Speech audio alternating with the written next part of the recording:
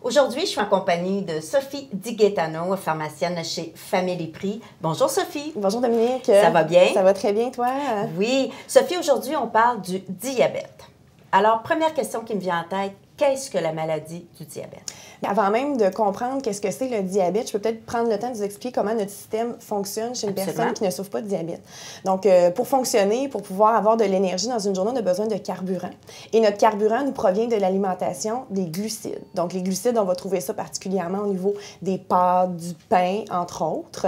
Et quand on ingère des glucides, il faut que ces glucides-là se rendent à nos cellules. Et pour rentrer dans nos cellules, pour pouvoir être efficaces, ils ont besoin d'une clé pour rentrer. Et c'est le rôle de l'insuline qui est sécrétée par le pancréas.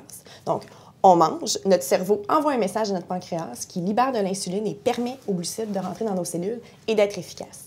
Chez une personne diabétique, c'est ce système-là qui est un petit peu défectueux. Et quelle est la différence entre le diabète de type 1 et celui du type 2?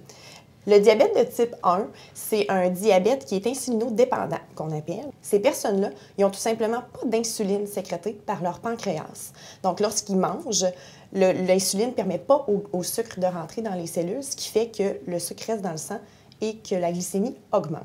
Chez une personne diabétique de type 2, c'est un diabète qui va se développer un petit peu plus en âge avancé, quoique de plus en plus, on le voit en jeune âge à cause des habitudes de vie. Donc, oui, le pancréas sécrète de l'insuline. Par contre, il y a de la misère à rentrer dans les cellules. Sophie, peut-on prévenir le diabète? Malheureusement, le diabète de type 1, ce n'est pas un diabète qui se prévient, c'est un diabète qui est génétique et même si on a les meilleures habitudes de vie, malheureusement, si notre pancréas n'est pas en mesure de fabriquer de l'insuline, on ne peut pas le prévenir. Chez le diabète de type 2, par contre, c'est un diabète qui a beaucoup d'impact, que nos habitudes de vie ont énormément d'impact. Donc, la cessation tabagique, l'exercice physique et les modifications alimentaires ont un gros impact sur le développement de ce diabète-là. Parfois, c'est inévitable, on va quand même le développer. Par contre, en ayant des saines habitudes de vie, on peut au moins le retarder et faire en sorte qu'il se développe beaucoup plus tard. Sophie, parlez-moi de l'application chez Family Prix pour le diabète.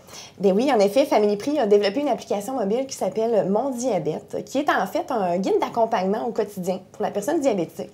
Donc, on y trouve entre autres un journal dans lequel le patient peut entrer ses glycémies, ses différentes activités physiques, ses habitudes alimentaires. Et à ce moment-là, il est en mesure aussi de faire le parallèle et de voir l'impact de ses habitudes de vie sur la gestion de son diabète.